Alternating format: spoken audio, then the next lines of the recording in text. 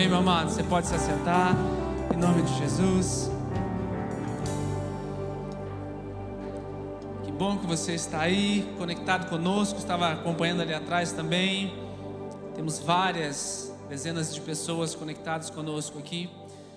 Ontem à tarde era o dia, ontem, dia 31 de outubro, o dia que nós formalmente como cristãos comemoramos a Reforma Protestante. Tivemos aí um momento muito especial com as crianças, foram 68, se não me engano, crianças que nós estivemos ministrando aqui no nosso estacionamento. Teve o Drive-in Kids, muitas crianças entregando a sua vida para Jesus, algumas pela primeira vez. É tão bom, ver as crianças se prostrando, se dobrando. Esse ano tem sido um ano difícil, diferenciado para elas, mas nós cremos que nós estamos aqui para plantarmos uma cultura também. E nós conversamos ontem, estabelecemos que ao invés de nós fazermos as coisas no dia das crianças, que normalmente se faz no dia 12 de outubro, nós vamos intencionalmente começar a fazer no dia 31 de outubro, aí no mundo se fala sobre o Halloween, Então nós queremos plantar uma nova cultura. Dia 31 de outubro nós vamos fazer algo muito diferente com as crianças. Cremos que no ano que vem, não mais no nosso estacionamento, Se Deus quiser, já poderemos nos reunir em um lugar maior, onde poderemos em todo dia 31 de outubro proclamar uma verdade. Não do dia das bruxas, mas a verdade de quem elas são em Deus. E vamos plantar essa cultura, a começar pela nossa igreja, e cremos que isso vai se espalhar por onde quer que nós venhamos aí. Amém? Você crê nisso? Abre a tua Bíblia comigo então, por favor, meu amado. Lá no segundo livro de Êxodo, na semana passada, eu comecei uma palavra que eu vou terminar hoje, falando por que Deus nos testa, se isso é um padrão bíblico ou não. E eu falei algumas coisas, alguns princípios que eu vou recapitular contigo. E hoje o nosso texto ele vai começar aqui em Êxodo, mas nós precisamos sempre terminar com Jesus, Depois nós vamos pular lá para o Novo Testamento, mas nós vamos ver alguns momentos do porquê Deus nos testa. Eu falei muito sobre como isso tudo começou.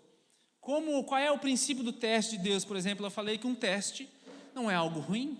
Um teste é alguma coisa que o ser humano usa para medir um conhecimento, uma habilidade, ou até mesmo a determinação de alguém. Você precisa de um teste para poder dirigir um carro, você precisa de um teste para começar a trabalhar numa empresa, para ver se você está apto a exercer aquela função. Você precisa de testes para todas as coisas, para ver se você está apto a receber um diploma. Enfim, os testes estão aí não para nos diminuir, mas eles estão para aprovar, eles estão para nos dar segurança. E da mesma forma, dentro do primeiro teste que Deus fez, Ele criou o homem para ser co-governante do mundo com Ele. Ele criou o homem para ser co-criador desse novo mundo com Ele. Uma missão tão importante requer, sim, uma prova. E Deus dá algo que Ele não tinha dado para ninguém até então.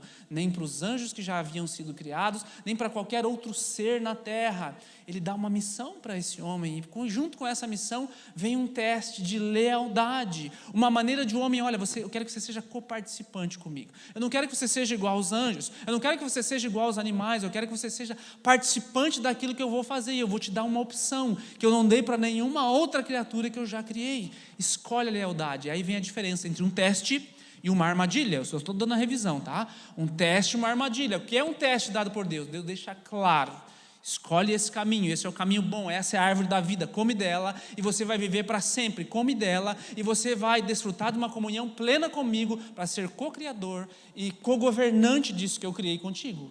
Não come disso, não escolha esse caminho, porque esse caminho te leva à morte. Deus é claro. Satanás faz o quê? Uma armadilha. Satanás distorce a verdade para que você escolha algo errado, para que você caia. Deus não faz isso. Deus não põe um teste como uma maneira cruel. Olha, quero ver se você vai conseguir ficar olhando para isso aqui sem encostar. Quero ver se você vai conseguir pegar isso na mão sem conseguir morder. Quero ver se você vai conseguir morder sem engolir. Deus não faz isso. Deus deixa claro. Então nós vimos tudo isso. Se você talvez perdeu, volte no vídeo lá da semana passada.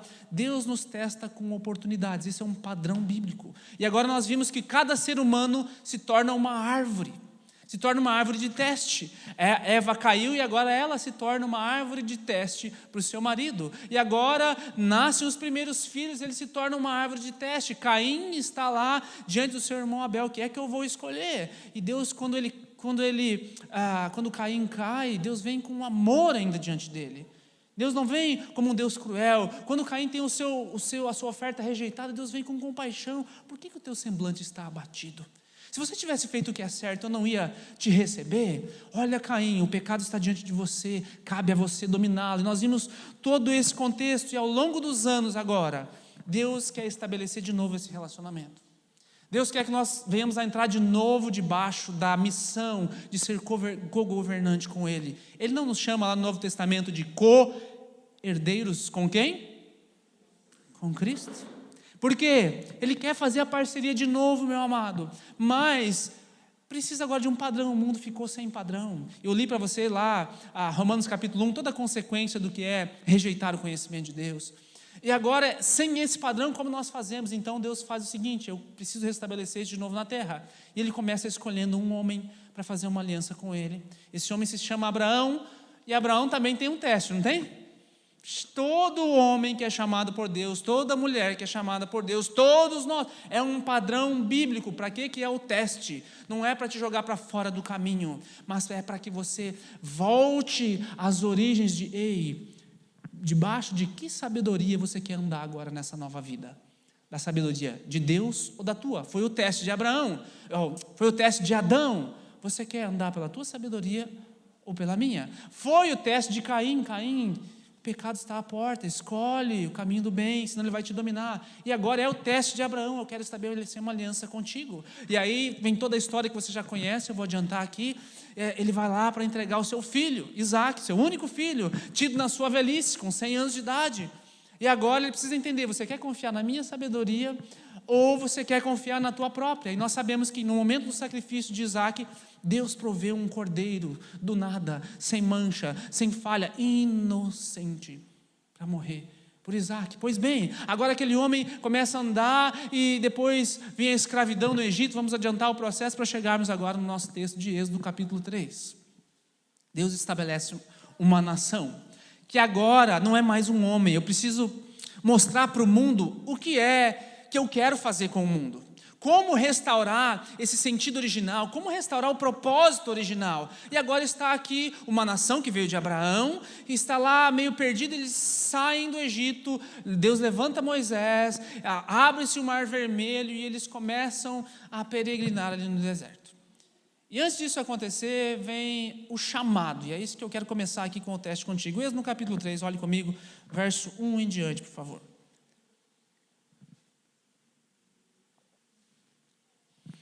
Moisés pastoreava o rebanho do seu sogro Jetro, que era sacerdote de Midian.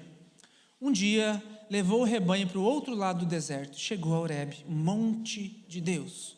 Ali, o anjo do Senhor lhe apareceu numa chama de fogo que saía do meio de uma sarça. Moisés viu que, embora a sarça estivesse em chamas, não era consumida pelo fogo. Que impressionante, ele pensou, por que a sarça não se queima? Vou ver isso de perto. A minha tradução é a Nova Versão Internacional, tá? O Senhor viu que ele se aproximava para observar. E então, do meio da sarça, Deus o chamou: Moisés, Moisés. Eis-me aqui, respondeu ele. Então disse Deus: não se aproxime. Tire as sandálias dos pés, pois o lugar em que você está é terra santa. Vamos começar por aqui. Ao longo dos anos surge essa nação de Israel. E agora Deus quer libertá-los do cativeiro do Egito, e Ele também escolhe um homem.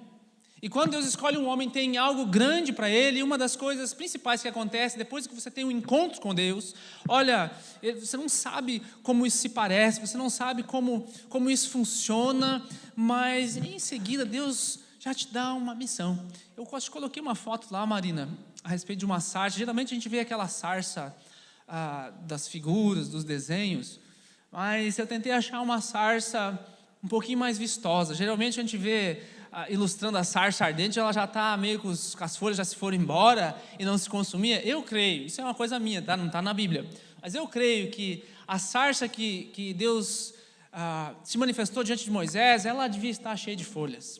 Ela devia estar assim bem florida e bem vistosa, que nem essa, porque uma sarça pegando fogo já com os seus galhos consumidos não é muito estranho assim de se ver, mas provavelmente ela devia estar assim vistosa, cheia de folhas, e havia uma chama brotando daquele lugar. E isso chama a atenção de Moisés. Mas não é uma atenção assim extraordinária, porque ele fala assim, olha que impressionante, eu quero ver mais de perto. Agora, o grande diferencial aqui desse encontro é que Deus fala através de algo que te chamou a atenção. Talvez Moisés achou apenas estranho olhar para uma árvore como essa, e poxa, ela está queimando, mas as folhas ainda não se consomem, e ele se aproxima. E quando ele se aproxima, Deus fala com ele ali, e olha o que Deus diz, a primeira coisa que Deus diz para ele, muda a condição em que ele enxerga o sobrenatural. Moisés, tira a sandália dos teus pés, porque o lugar que você está agora é território santo. Nós colocamos algumas religiões, às vezes, onde Deus não coloca. Nós, muitas vezes, estabelecemos, algumas pessoas até têm como religião, entra no templo, entra em algum lugar, tira os sapatos, porque aquilo ali se torna um lugar sagrado. Por que é que aquilo ali se tornou um lugar sagrado? Por causa da sarça? Por causa do fogo? Ou por causa de quem está ali? Aí eu te pergunto, esse templo, essa construção, ou qualquer construção que haja no mundo, os tijolos são sagrados por si mesmos? Sim ou não? É nós que estabelecemos um valor para certas coisas. Existem pessoas que têm um carro muito antigo porque tem um valor sentimental ali. Às vezes ele nem vale tanto dinheiro, mas tem um valor embutido na coisa. Se qualquer outra pessoa pegar aquele carro, vende no outro dia, porque não serve para ela. Mas para quem está naquele lugar, aquilo tem um valor tremendo. O que é que Deus quer nos ensinar? Isso é um parênteses que eu quero fazer aqui. O que Ele quer nos ensinar a partir do verso 5? Que quando nós temos um encontro com Deus, muda a nossa rotina. Alguma coisa na nossa rotina muda. A maneira com que eu estou, a maneira com que eu me dirijo àquele lugar agora é diferente. E por que eu tiro provavelmente os meus sapatos? Porque, se você lembra que depois Deus vai dar instruções para os sacerdotes, eles tinham uma veste muito bonita, eles tinham coisas preciosas embutido, incrustados dentro daquela veste sacerdotal, mas eles não tinham calçados. A instrução que Deus deu para ele era tudo daqui para baixo, mas quando chegava nos pés, eles tinham que estar descalços. Isso nos lembra muita coisa, não lembra? Antes de eu sair de casa hoje, depois que eu tinha me arrumado todo, ainda não tinha colocado o meu calçado. Eu estava lá na sala, fui pensando assim, poxa, no texto que eu ia ter que falar, como isso faria diferença? Como seria estranho, eu estar aqui todo arrumadinho e de repente estando descalço? O que isso me lembra? Falta alguma coisa. Os meus pés, enquanto caminham aqui, sempre vão ter contato com a terra, sempre vão ter uma sujeira. E eu penso que quando Deus fala com Moisés dessa maneira, Ele fala assim, Moisés, você está diante agora de Deus, que os seus pés possam tocar essa poeira, esse solo, para você nunca esquecer de onde você é e diante de quem você está. Por que eu estou falando isso aqui para você, querido? Por causa que é esse Deus que nos chama.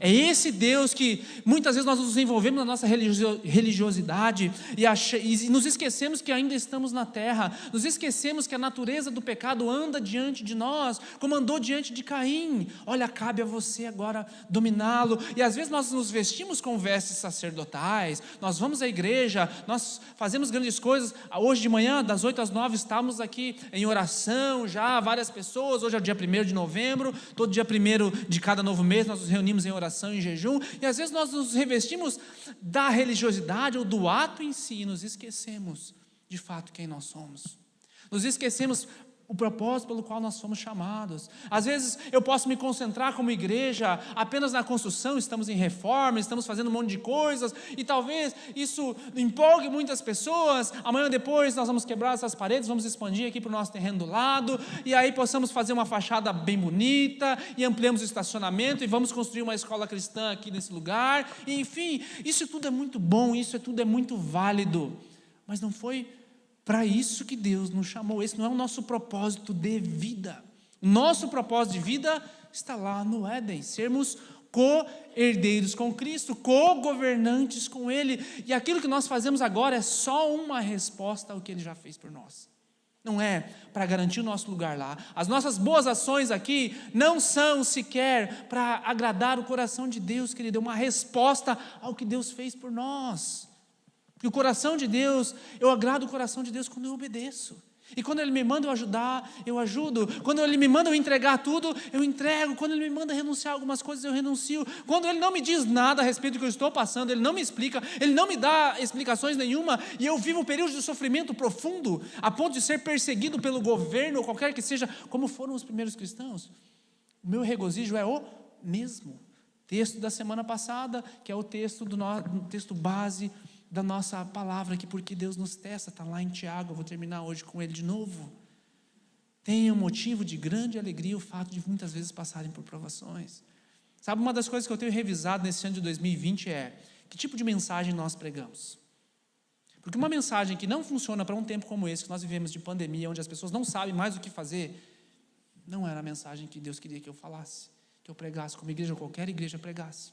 Uma mensagem que não traz para as pessoas uma convicção plena de como passar por uma crise profunda, a ponto de, ainda não chegamos a esse ponto, mas chegaremos no momento, sermos perseguidos pela nossa fé abertamente. Isso não nos desestruturarmos, essa é uma fé genuína. Essa é a fé que nós precisamos pregar. Porque em algum momento isso vai se intensificar, vai acontecer, está na agenda de Deus. E é isso que nós temos que pregar, e é isso que nós temos que viver e entender, meu amado, que glória a Deus que nós podemos desfrutar de várias coisas.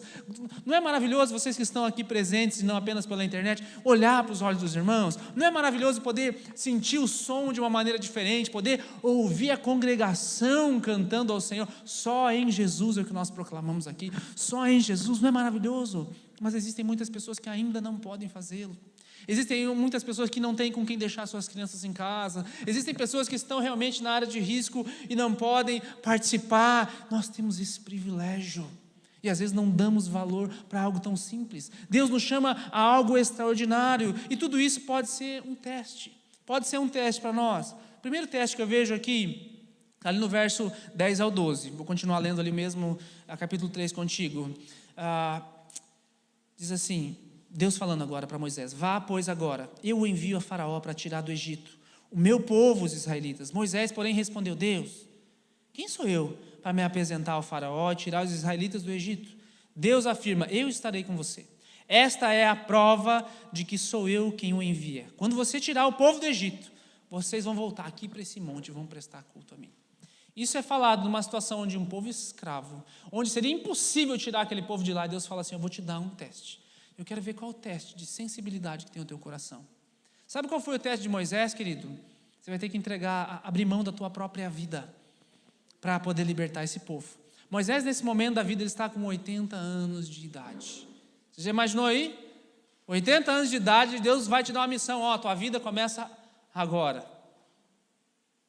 40 anos como príncipe do Egito, 40 anos agora com a vida sossegada. Tenho meu sogro, que é dono de um rebanho de ovelhas, me estabeleci aqui em Midian. Não é igual ao Egito, mas tá bom, já tenho meus filhos aqui, já a vida tá ganha, tá beleza. Vamos para a parte final, vamos me aposentar. Quero comprar uma terrinha ali perto do Mar Morto, quero ficar mais sossegado, deixar as crianças crescerem ali. E agora Deus dá algo para ele, fala assim: ó, você vai ter que abrir mão da tua própria vida. E você sabe a história, não vamos ter tempo de ler hoje. Ô povinho duro de lidar, não é? Ô povinho duro dos próximos 40 anos, mais 40 anos, Senhor, lidando com esse povo. Esse foi o teste. Moisés, você é sensível a ponto de... Olha, eu vou trazer esse povo de volta aqui para esse monte, eu quero mostrar para o mundo o que eu quero fazer na terra de fato. E existem algumas coisas que a Bíblia remete para nós, que nos lembram o propósito. Por exemplo, o monte aqui é chamado de Monte Horebe, mas nós conhecemos depois em outros lugares também, como Monte Sinai. E a palavra hebraica para o Sinai, se você juntar o original, tem as mesmas letras da palavra hebraica também para teste, só que numa ordem diferente. São algumas curiosidades que nos lembram algumas coisas. E agora você vê que, onde Deus testou Abraão? Não foi em um monte, o Monte Moriá, que depois viria a ser o monte do templo.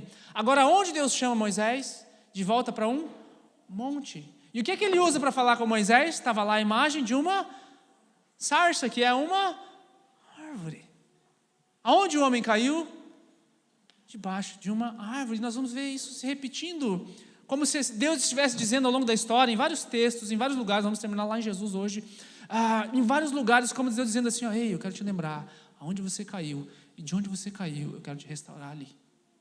Eu quero te chamar de volta, eu quero te mostrar que o meu plano é muito maior, é muito perfeito para você. Assim como Abraão teve que desistir do seu filho, assim como Moisés teve que desistir talvez da sua aposentadoria, para ouvir a voz de Deus, o que é que eu e você temos que desistir, querido? Que nós colocamos o nosso coração como a nossa vida. Não, minha vida é assim. E quando eu chegar nesse ponto, pronto, aqui tranquilo, aqui é só, vou deixar a vida me levar, o vento bater nas velas. Meu amado, Qual é o teste de sensibilidade que Deus coloca diante de você? Nós estamos vivendo um tempo em que, aos pouquinhos, as pessoas vão se acomodando, elas vão se acomodando, vão se acomodando. Hoje nós temos muitas justificativas porque não podemos ainda congregarmos como igreja. Mas já não há justificativa para você ter diminuído talvez o teu momento com Deus, a sós de oração. Não há justificativa para você ter lido muito menos do que você costumava ler. Esse era um ano assim para você ter superado todas as metas de leitura. Eu tinha uma meta de leitura para mim pessoal, de tantos livros que eu queria ler ao longo desse ano 2020, eu bati essa meta lá em abril, já acabou, que era no começo lá da quarentena, né? Agora é lucro. Esse não é um ano para nós nos acomodarmos. Talvez seja um teste de sensibilidade que Deus está te dando. Diante de você existe uma sarça que você não está percebendo. Diante de você existe uma situação que Deus está falando contigo no seguinte sentido: tira as sandálias e lembra que esse negócio vai passar, em algum momento isso vai acabar.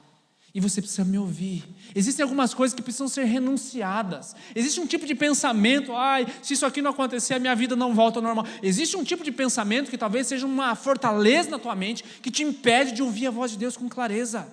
Porque o chamado de Deus para nós, querido, não é uma vida de conforto. Eu já trouxe isso para vocês muitas vezes. C.S. Lewis já falou muitas vezes para nós: se você quer uma religião que te deixe confortável, escolha qualquer uma, menos o cristianismo.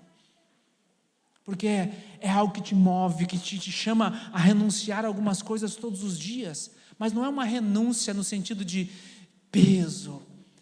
Por que Jesus fala de fardo? Toma o meu fardo, porque ele é leve, é suave. Agora, Deus usa Moisés. Moisés resgata o povo do Egito. Agora, olha como é que funciona o teste para o povo, para o nível do povo. Lá no capítulo 15 de Êxodo, adianta alguma coisa. Eu vou colocar para você aqui uma versão mais antiga, tá? Que é Almeida Corrigida e Fiel. Verso 22 do capítulo 15 em diante, diz assim: depois fez Moisés, depois que ele já tinha resgatado eles, né? Partiram os israelitas do Mar Vermelho, saíram ao deserto de Sur, andaram 3 dias no deserto e não acharam água. Primeiro teste. Então chegaram a Mara, mas não puderam beber das águas de Mara, porque eram amargas. E por isso chamou-se o lugar Mara. E o povo murmurou contra Moisés, dizendo: que havemos de beber? E ele clamou ao Senhor. O Senhor mostrou-lhes uma árvore, nessa tradução da Almeida Fiel, que lançou nas águas, e as águas tornaram-se doces. Ali Deus lhes deu estatutos, ordenanças, e ali os provou e disse: olha, Deus dá oportunidades. Os testes de Deus são oportunidades, não são armadilhas. Deus deixa claro. O que Deus fala? Olha, se ouvires atento à voz do Senhor teu Deus, fizeres o que é reto diante dos seus olhos, inclinares os teus ouvidos aos seus mandamentos, guardares todos os teus estatutos, nenhuma das enfermidades porei sobre ti que pus sobre o Egito, porque eu sou o Senhor que te sara. Lembra? Muitas pessoas dizem: estou passando pela prova, estou passando por uma tentação. Querido, quando Deus dá uma prova, quando Deus dá um teste, é claro, você sabe o que está acontecendo. Ele diz assim: escolhe isso aqui. Não é aquele negócio assim: se eu escolher isso aqui agora, meu Deus, vai ser um desastre. Quando Deus prova você, Ele deixa claro: olha, existe um caminho. Se você escolher isso aqui, essa é a árvore do bem e do mal. Vai ser ruim para você, você vai morrer. Eu quero que você escolha isso, mas existe um caminho diante de você. Provas vão estar diante da nossa vida o tempo todo. O tempo todo. E quando Deus dá essa prova, é claro, você não tem dúvida que é Deus que está colocando, porque está claro o caminho. Escolhe isso aqui, é bênção. É fácil. O que é que nós fazemos? Volto para a palavra da semana passada, eu dei vários exemplos sobre isso. Sobre o que é uma armadilha. Tem uma oportunidade de negócio. Você quer saber se é uma oportunidade de negócio ou é uma armadilha? Ouve a palavra da semana passada. Tem uma oportunidade de me envolver em um novo relacionamento na vida. Seja de amizade ou seja de casamento. Quer saber se é uma oportunidade ou uma armadilha? Volta na palavra da semana passada e veja os exemplos que eu te dei lá. Então, vemos agora uma nova imagem do Éden. O que é pego para tornar as águas doces? Um tronco de árvore, em algumas traduções antigas, ou nessa daqui, uma árvore. Joga essa árvore de novo. Uma árvore que onde você caiu, onde você falhou, pode ser a mesma árvore que Deus vai usar para tornar aquilo que é amargo doce. Qual é a árvore da tua vida hoje, querido? Talvez você está bebendo dessas águas de mar, águas amargas. E Deus pode transformar. Só que qual é a chave aqui? Que os israelitas, a primeira coisa que eles fizeram foi murmurar contra o seu líder e murmurar contra o seu Deus. Deus tem a capacidade de pegar um tronco qualquer, Aonde você acha que não sai nada, aonde você acha que já está morto, Deus tem a capacidade de pegar aquilo ali e tornar o que você está vivendo em água doce. Por que Deus fez isso? Você vai se espantar agora com o próximo versículo. Se você olhar na sequência ali e ver o 27, o que ele diz? Então, depois que Deus fez tudo aquilo ali, vieram a Elim, e havia ali 12 fontes de água e 70 palmeiras, e ali se acamparam junto das águas. Como é que pode? Deus sabia que pertinho deles tinha um oásis, tinha um Éden. Por que Deus não levou eles lá primeiro? Ei, eu estou construindo um povo, uma identidade. O que é o povo de Deus na terra? Agora eu preciso mostrar para eles o que é confiar em mim. Então, antes de eu levar eles para esse lugar aqui, para esse Éden, para esse paraíso, para esse oásis, eu preciso mostrar para eles que eles precisam confiar em mim. Então ele leva eles para as águas de Mara. Você entende que Deus não está sendo cruel? Você entende que Deus está tentando ensinar um povo a como se portar diante dele? E nós passamos por esse teste o tempo todo, querido. O oásis que Deus tem para você está aqui do lado. Ele sabe onde é. Ele sabe qual é o teu porto seguro. Aonde te levar está ali. Tem 70 palmeiras, tem 12 fontes de água. Água não é o problema, dinheiro não é o problema para você, sabe? A falta de amizade não é o problema para você. Uma casa que ainda não chegou, o carro que você quer trocar, não é o problema para você, porque não é o problema para Deus. Qual é o problema? Deus quer tratar sempre o nosso coração, para que nós possamos aprender a confiar nele, ao invés de a primeira coisa que aconteceu errado, que saiu dos meus planos, eu murmuro. A primeira coisa que sai fora dos meus planos, eu vou contra o meu líder, contra a igreja, aí me volto contra Deus e me revolto, sendo que Deus sabe te conduzir até esse oásis. Era só os israelitas terem esperado e confiado em Deus. Todas as provas que nós vamos ver acontecendo, é Deus tentando mostrar para ele o que é de fato a vida do Éden que eles queriam dar, que eles queriam receber. Agora, Deus cumpre a sua promessa que falou lá no capítulo 3, e leva aquele povo lá para o monte. E Deus dá os 10 mandamentos para eles, vocês conhecem a história, ok? Eu quero te convidar a olhar no capítulo 19, continuando a história de Êxodo. Verso 2, depois de saírem de Refidim, entraram no deserto do Sinai. Israel acampou ali diante do monte. Logo Moisés subiu para o monte para se encontrar com Deus, e o Senhor o chamou no monte. Diga o seguinte aos descendentes de Jacó, e declare aos israelitas: vocês viram o que eu fiz no Egito, e como os transportei sobre as asas de águia e os trouxe junto a mim. Agora, de novo Deus coloca um caminho, e ele é claro, escolhe. E agora, o que você vai fazer? Vocês viram tudo isso aí? Se me obedecerem fielmente, guardarem a minha aliança, vocês serão o meu tesouro pessoal dentre todas as nações. O que é que Deus está tentando fazer com esse povo, gente? Um tesouro. Deus está tentando plantar uma cultura nova no mundo que não existia. É um mundo politeísta, é um mundo onde se sacrificam crianças em nome de deuses, é um mundo onde se sacrificam pessoas em nome de deuses, é um mundo onde se prostitui em nome de deuses, e aí vem um povo diferente de qualquer outro povo falando de um só Deus. É um negócio inédito na história. E esse povo vem debaixo de uma cultura de 430 anos, idólatra, onde eles viam os egípcios adorando muitos deuses, e muitos desses aqui compraram essa ideia. E agora Deus quer implantar um povo com uma cultura diferente. Eu quero mostrar para você, eu quero restaurar o relacionamento que eu tinha no Éden. De que sabedoria você quer escolher? Andar a tua, o que você acha que é certo, ou a minha? Então Deus fala muitas vezes, você vai ver isso repetindo lá em Deuteronômio, lá em Êxodo: olha, se você escolher isso, eu vou fazer isso. Se você fizer isso, eu vou fazer isso com você. É o teste de Adão e Eva, é o teste de Abraão e Sara, e é o teste de Moisés, e é o teste dos israelitas. E esse é um padrão, querido. E o que acontece? Você sabe, depois dos 10 mandamentos, enquanto Moisés está lá no monte, de novo, capítulo 32, vamos para o final ali de Êxodo, por favor. Verso 1, o povo, depois que Moisés subiu no monte, ao ver que Moisés demorava a descer o monte, juntou-se ao redor de Arão e disse: venha, faça para nós deuses que nos conduzam, pois a esse Moisés, o homem que Deus nos tirou do Egito, não sabemos o que aconteceu. E aí eles entram em idolatria de novo. Você percebe como nós fazemos isso muitas vezes? Deus abriu o mar vermelho para você em algum momento. Deus talvez transformou as águas amargas de Mara que você vivia com algum milagre, alguma situação em algum momento, e aquilo deixou de ser amargo. Deus colocou os 10 mandamentos diante de você, talvez você já subiu um monte quantas vezes e não teve a experiência, ainda que não pessoal, mas de ver os relâmpagos, os trovões, a atuação de Deus em algum lugar, e você viu, nossa, esse é o caminho que eu tenho que seguir, esse é o povo pelo qual eu tenho que pertencer. Mas em algum momento, Deus tarda a falhar, ou Deus tarda a falar. Em algum momento, você está esperando Deus responder e Ele demora por algum motivo. Ele está lá, o Moisés que vai falar contigo está demorando, ele nem aparece, nem sabe onde ele foi, você não sabe se ele vai voltar. E aí nós construímos deuses para nós, claro que não nós como evangélicos de metal, de prata, mas nós construímos um Deus chamado trabalho, e focamos a nossa vida nisso, e gastamos a maior parte do nosso tempo nisso. Nós construímos um Deus chamado bem-estar, e nós só nos preocupamos com isso.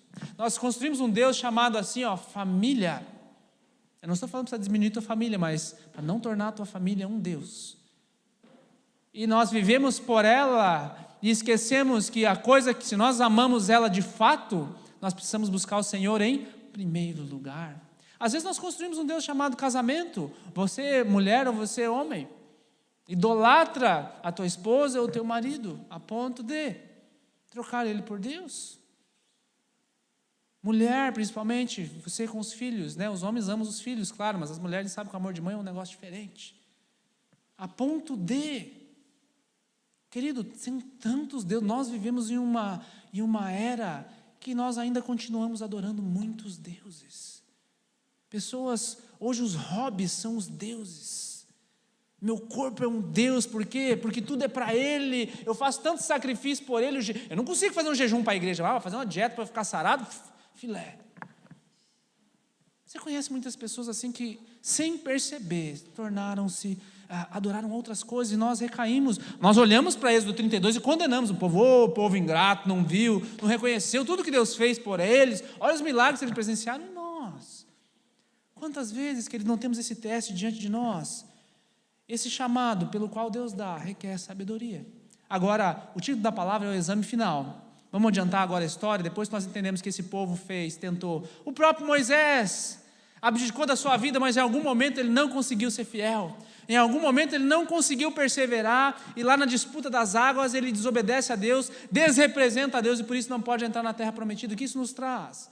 Querido, que o homem por si só não consegue passar no teste. O homem por si só não consegue passar no teste. Mas aí Deus vem resolver o problema. Como Ele resolve? Jesus. E Jesus não sai do padrão. A Bíblia diz assim, agora eu quero te convidar a olhar lá para Mateus, a parte final da nossa palavra hoje. Mateus capítulo 4. Abre lá. Jesus, com 30 anos de idade, por volta dos 30 anos de idade, ele é batizado nas águas por João Batista. E a Bíblia diz assim que logo após o batismo, ele é direcionado pelo Espírito a ir ao deserto. Essas são as palavras da Bíblia. Logo após o batismo, Deus confirma lá, esse é meu filho amado, em quem eu tenho prazer. Jesus vai ao deserto. O que isso significa?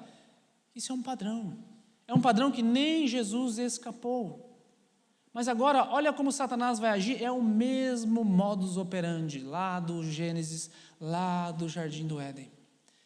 Como Jesus vai andar? O diabo pensando, como é que eu vou... Ele vai ser tentado, o que eu vou falar? Como é que vai ser esse negócio? Como Jesus vai andar? Eu já vi que tem negócio, Deus está fazendo um troço diferente, não sei o que é o projeto final ali, mas Satanás está enxergando. Por qual sabedoria ele vai responder? É o mesmo teste de Adão, é o mesmo teste de Abraão, é o mesmo teste de Moisés e os israelitas, é o mesmo. Agora está lá Jesus, vamos ler Mateus capítulo 4, verso 1 até o 11. Deixa eu pegar aqui também.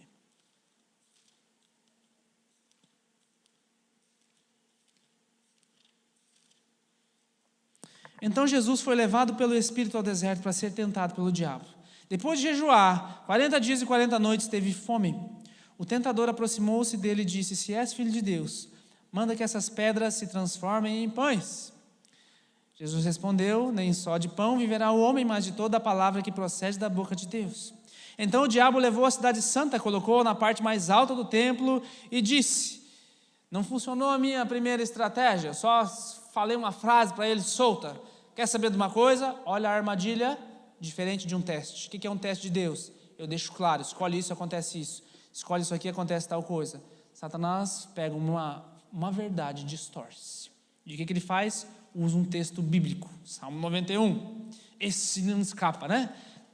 Te atira daqui para baixo, porque está escrito, né? Ele dará ordem aos seus anjos ao seu respeito, e com as suas mãos os segurarão para que você não tropece em alguma pedra. Como é que ele vai responder agora? Jesus responde, também está escrito, não ponha à prova o Senhor, o seu Deus. Depois o diabo levou a um monte muito alto, mostrou-lhe os reinos do mundo e o seu esplendor, e disse, tudo isso te darei, se prostrado me adorares. Jesus lhe disse, retire-se, Satanás, pois está escrito, adore o Senhor, o seu Deus, e só a Ele preste culto. Então o diabo o deixou, e os anjos o vieram e o serviram. É um chamado muito grande que nós temos. É um chamado muito grande que Jesus tem. Como é que Jesus vai responder a essa sabedoria? Será que Jesus vai andar pela sua própria sabedoria ou pela sabedoria de Deus? É um chamado muito grande que eu e você temos, de sermos co-herdeiros com Cristo. Como é que nós respondemos? Com a nossa sabedoria ou com a sabedoria de Deus? Agora, observe, meu amado, que Jesus responde aqui 3 coisas, com 3 versos da palavra de Deus, tirados de Deuteronômio. As 3 respostas de Deus. O que é Deuteronômio? Deuteronômio é um outro livro escrito por Moisés, que ele traz o conteúdo dele é a repetição da lei. Tudo que estava na lei, que veio em Êxodo depois, Deuteronômio vai repetir, é chamado assim o livro da repetição da lei. E Jesus, com aquilo gravado na sua mente, como é que ele enfrenta a tentação? Com as Escrituras. Tirado da onde? Que lugar que ele está? Eu estou vivendo um deserto. Eu estou no deserto, então eu olho para a Escritura, no lugar onde eu estou vivendo. E agora, aonde Israel caiu, em cada situação aqui, aonde Israel caiu, aonde o povo caiu, o diabo vem na mesma situação. A estratégia continua sendo a mesma. Não tem nenhuma novidade, querido. Você não precisa ficar assim clamando por revelação de Deus. Qual é a estratégia que o diabo está usando para te derrubar? Vai ser a mesma sempre. Sempre é a mesma, não tem nenhuma novidade. Você não precisa de uma revelação, não precisa nenhum anjo aparecer para você, para mostrar onde o diabo quer te pegar. Você sabe qual é a tua área de fraqueza. Você sabe, querido, às vezes você pode não reconhecer, mas você sabe. Eu sei quais são as minhas. E geralmente é ali onde ele vem. Eu não preciso de uma revelação, isso é do diabo. Não preciso de uma revelação, ele já me mostrou. É claro, ele vem com as mesmas coisas. Agora, quando Jesus fala assim, nem só de pão viverá o homem, sabe qual é a situação que está escrito em Deuteronômio? O pessoal está reclamando do maná. Deus leva eles, Deus podia dar pão para eles a toda hora, e aí Deus dá o maná, e eles ainda estão reclamando, e lá, é Deuteronômio 6:3 ou 6:8, se não me engano, é onde está escrito, nem só de pão viverá o homem, mas da palavra que procede da boca de Deus, para eles pararem de reclamar, que não tem isso ou não tem aquilo, para olhar, ei, vocês não precisam só de pão. E é isso que Jesus rebate. Quando ele fala assim, olha, não prove o Senhor teu Deus, sabe aonde eles provaram? Em algum momento que não tinha água, eles falaram assim, onde é que está Deus? Deus nos abandonou. Jesus, aonde Israel falhou, Jesus foi vitorioso. Por que Jesus foi vitorioso, querido? Porque ele tinha a palavra guardada no... Não é um versículo assim que tem? Escondi a tua palavra no meu? Para não? Como é que você rebate a tentação? Eu já falei isso para vocês tantas vezes aqui como igreja, né? Não é tentando não pensar, não vou fazer. Ai, não quero, não vou olhar. Isso é frustrado, não funciona. Como é que você rebate um pensamento mau? Você rebate um pensamento mau, escolhendo a verdade de Deus, e continuando a escolher essa verdade, até que os pensamentos maus sejam afogados por essa verdade. Foi o que Jesus fez. Não é, não vou fazer, não vou olhar, não, mas só um pouquinho.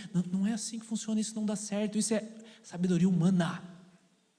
Isso é sabedoria humana, 3 passos para isso. Então eu penso nisso, depois penso naquilo, passa agora, já me distraí. Depois vai voltar do mesmo jeito. Escolhe a verdade. Você não vem para o Senhor com medo de ir para o inferno. Você não oferta alguma coisa com a única intenção de receber algo de volta. Por que você serve? Você não faz coisas boas com a intenção de angariar um lugar no céu. Tudo isso é tentativa humana de fazer coisas. Você só faz coisas em resposta. Eu oferto porque vem do meu coração, e assim Ele me instrui a fazê-lo, e eu tenho gratidão e prazer em fazê-lo. Eu sirvo ao Senhor, não porque eu não quero ir para o inferno, não é apenas porque eu quero ir para o céu, porque eu sei que esse é o meu chamado, essa é a promessa que Ele tem para mim. Então, eu não vou diante dele com medo de ir para o inferno, mas eu vou diante dele porque esse é o meu destino, ir para o inferno, se eu não estiver no caminho dele. E agora eu sei que o meu destino não é lá mais, porque uma vez que eu escolhi estar debaixo desse povo, caminhar com ele, ele me dá o direito e o privilégio de ser chamado filho de Deus. E agora, filho, eu sou co-participante da graça. E das mesmas, segundo a palavra em 1 Pedro, das mesmas promessas. Você vê como maravilhoso é isso, querido? Para a parte final. Vai estar na tela ali, não precisa você abrir. Lucas 9, capítulo 28. Segundo teste de Jesus. Olha que extraordinário isso. Aproximadamente 8 dias depois de dizer essas coisas, Jesus tomou consigo a Pedro, João e Tiago e subiu um monte para orar. Enquanto orava, a aparência do seu rosto se transformou. As suas roupas ficaram alvas e resplandecentes como o brilho de um relâmpago. Surgiram 2 homens que começaram a conversar com Jesus. Olha lá Moisés entrando na história de novo, né? Era Moisés e Elias, apareceram em glorioso esplendor e falavam sobre a partida de Jesus que estava para se cumprir em Jerusalém. Epa, aqui tem uma chave. Esse aqui é o ministério de Jesus na Galileia. Ele ainda não tinha ido para a parte final, que era Jerusalém. E Jerusalém, Jesus sabia já nesse ponto que ali o negócio ia ficar mais apertado, ali a coisa ia pegar. Na última semana ele ia fazer grandes coisas, a entrada triunfal, toda aquela coisa até chegar na semana da crucificação. Mas aqui é um momento chave. Jesus vai para um monte de novo, olha o monte de novo aí, né, gente? Jesus vai para um monte de novo. E lá nesse monte ele tem um encontro sobrenatural, ao ponto de o rosto dele brilhar. Êxodo capítulo 34. Moisés, certa vez, subiu ao monte e teve o seu rosto brilhando. E quando ele voltava, as pessoas ficavam assim, nossa, e Moisés cobria o rosto com um véu, e as pessoas ficavam maravilhadas com aquilo. Jesus tem a mesma experiência extraordinária. Agora eu te pergunto, por que é que Deus dá experiências extraordinárias desse jeito? Por que é que experimentamos a glória, em outras palavras? Quantos de vocês já não tiveram experiências sobrenaturais com Deus? Quantos já não caíram no Espírito? Quantos já tiveram visões, sonhos? Quantos já tiveram, às vezes até um sentimento no corpo, alguma coisa diferente? Agora cuidado, porque nós temos como seres humanos a inclinação de queremos repetir a experiência porque nós gostamos e não porque Deus quer. O que é que você quer? A glória de verdade ou a glória que você pode fabricar? Eu posso fabricar uma mão tremendo. Eu posso fabricar um movimento, eu posso gritar, eu posso pular, eu posso fazer um monte de coisa como ser humano. Eu não estou falando que Deus não age assim. Algumas vezes eu já tive esse tipo de experiência extraordinária e assim, saí do meu natural, vamos dizer, por assim dizer. Mas meu amado, eu não quero nada que é mentira. Eu não quero que você olhe para mim e quando eu vou fazer uma oração para você, porque eu levanto a minha voz mais alto, porque as minhas mãos tremem, porque eu bato meu pé e não sei o que, você vai sentir que agora a oração é mais forte. Isso é mentira. Eventualmente, se Deus me mover assim, ou mover qualquer um de vocês assim, responda, deixa o Espírito Santo te usar. Mas cuidado, para você não querer criar uma glória por si só, para que as pessoas, agora sim a oração entrou. Meu Deus. Como Moisés, quando ele não estava mais diante do Senhor, como no monte da glória, aquele brilho foi se esvaindo, e a Bíblia diz que ele continuou usando o véu durante um tempo. E as pessoas pensavam que a glória ainda estava ali. Tá, claro que a presença de Deus estava com ele, mas não naquela intensidade. Moisés teve que em algum momento tirar aquele véu, aquela glória daquele tipo se foi. E Jesus tem a mesma experiência. Agora, por que Deus te dá essas experiências, meu amado? Não é para você tentar reproduzi-las depois. Não é para você sair aí se esgoelando, ou sair aí achando que falar com Deus é só quando eu estou de joelho, ou só quando eu estou de saia, ou só quando eu estou com o meu cabelinho cortado, ou só quando eu tomo aquela imposta. São coisas, os seres humanos tentando refabricar um momento de glória. Por que é que Deus dá glória? Por que Deus te dá uma experiência assim? Porque depois dessa experiência vai vir uma situação que você vai precisar apenas da presença de Deus para sobreviver ao que virá. Você entende que é diferente? Você como ser humano, nós queremos a glória, queremos o monte, sei lá, que nós criamos, né? O monte do quarto, ou até o monte físico, a turma vai aí para orar, porque nós queremos ver o fogo, nós queremos sentir algo diferente, quero sentir um calor no meu corpo. Eu esqueci que não é por causa disso que Jesus ia para os montes. Eu esqueci que quando eu tenho um tipo de experiência disso, é porque a missão depois vai exigir esse nível de glória. Jesus não vai para Jerusalém para ser morto? Meu amado, para você morrer por Jesus, você tem que ter uma experiência profunda com Deus para encarar esse tipo de missão. Você entende isso? É maravilhoso isso. É extraordinário isso, mas nós como seres humanos queremos fazer como Pedro falou depois. Jesus, vamos fazer uma cabaninha aqui para vocês ficarem aqui. Vamos construir uma igreja aqui onde Jesus passou, que é o que virou Jerusalém hoje. Vamos construir uma igreja aqui nesse lugar. Meu amado, nós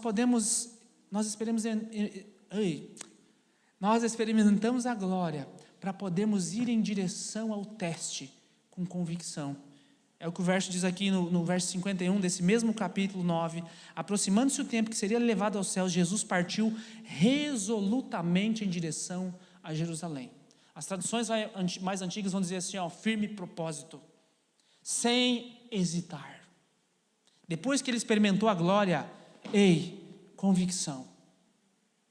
Eu e você, nós precisamos experimentar momentos assim, para nós podermos ir em direção ao nosso alvo. Por fim, o último teste para nós terminarmos.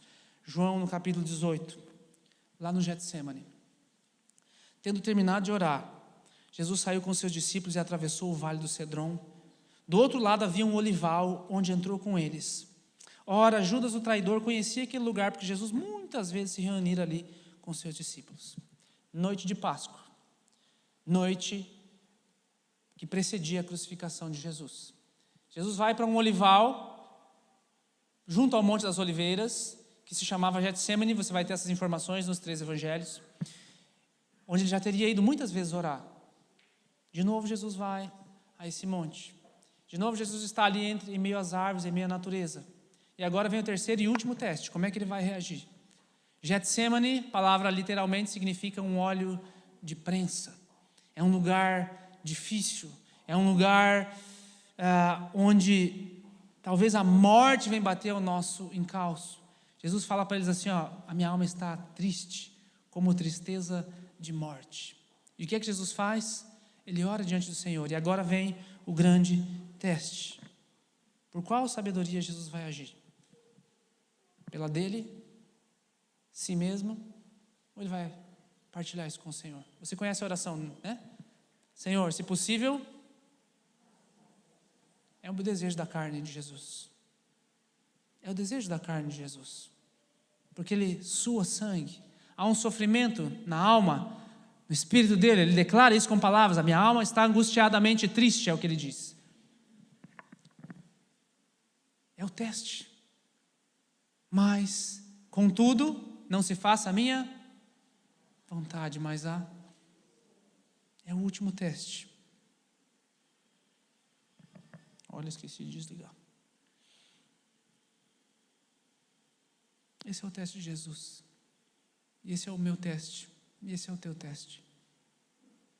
Qual sabedoria eu quero andar, meu amado? Se coloque de pé, por favor.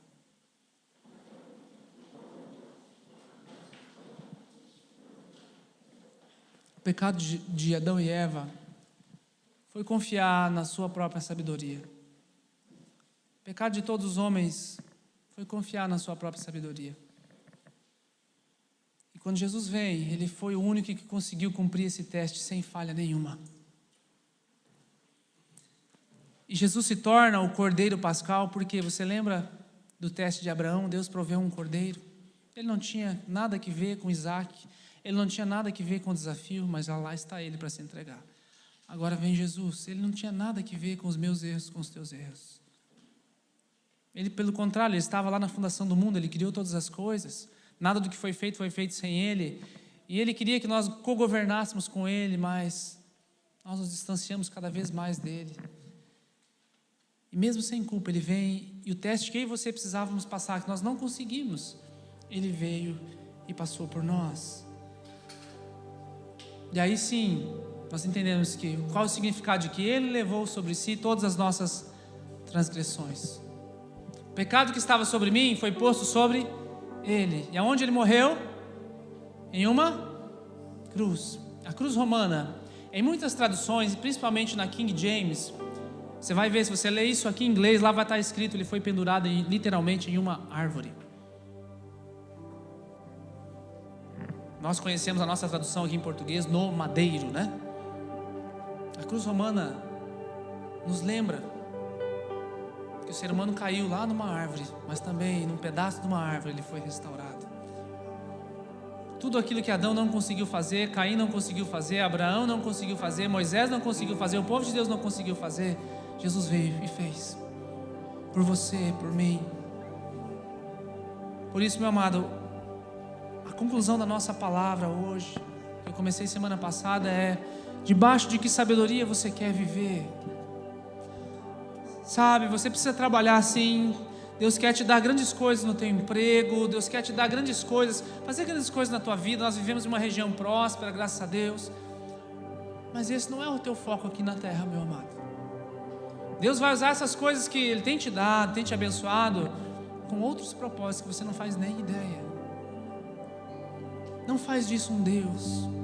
Não troca isso pelo chamado de Deus. Eu contei toda essa história para você ter um pouquinho da dimensão de qual é o que Deus fez, qual é o plano que Deus fez para te trazer de volta para esse lugar. Deus escolheu um homem que se tornou uma nação, e Ele fez esse povo uma referência para o mundo, para que agora, através do seu filho, nós pudéssemos voltar para o lugar de origem no Éden, onde Adão caiu. É para nós hoje. O corpo glorificado do Éden é só lá na glória mesmo, mas a comunhão, a vida que foi tirada lá no Éden, a morte espiritual que entrou, é para hoje. A vida é para hoje. Não vai precisar você esperar chegar a glória para experimentar a vida de Deus. Ela começa hoje. A do corpo sim, é só lá, mas ela começa hoje. Principalmente você que está em casa, que eu conheço praticamente todo mundo, mas você que está em casa, se você ainda não decidiu viver por esse Jesus, eu quero te convidar a reavaliar a tua vida hoje, agora, nesse momento. Esse é o plano da salvação. 3 coisas eu quero te dizer para você fazer na prática. Repense as tuas dificuldades. Você que está aqui também, repense as tuas dificuldades. Por que eu estou vivendo elas? Repense, ressignifique elas, no sentido de: será que é só uma dificuldade ou é uma oportunidade de eu aumentar a minha confiança em Deus? 2 mulheres, amigas minhas e da minha família, uma essa semana, outra um mês atrás, grávidas, que eu conheço. Todo aquele sentimento de mãe, de gestante. Uma delas até já tinha dado nome, já sabia o sexo do bebê. Perderam o bebê. Amigas próximas. E dentre as conversas que nós tivemos, um pouco de lamento, claro, né? Nós choramos. É uma vida que se achega, e nós queremos que essa vida já está com o Senhor, né? Apesar de não ter nascido, já está com o Senhor. Mas o discurso que eu coloquei aqui, que me lembrou, falei com uma delas agora na terça-feira, que é comum para essas 2 mulheres que eu conheço, em meio a uma perda. Elas disseram assim: eu tenho aprendido a viver uma fé madura. Sabe, uma mãe que perde um filho, depois de, claro, de lamentar e chorar, ele foi falar assim: tenho aprendido a viver uma fé madura.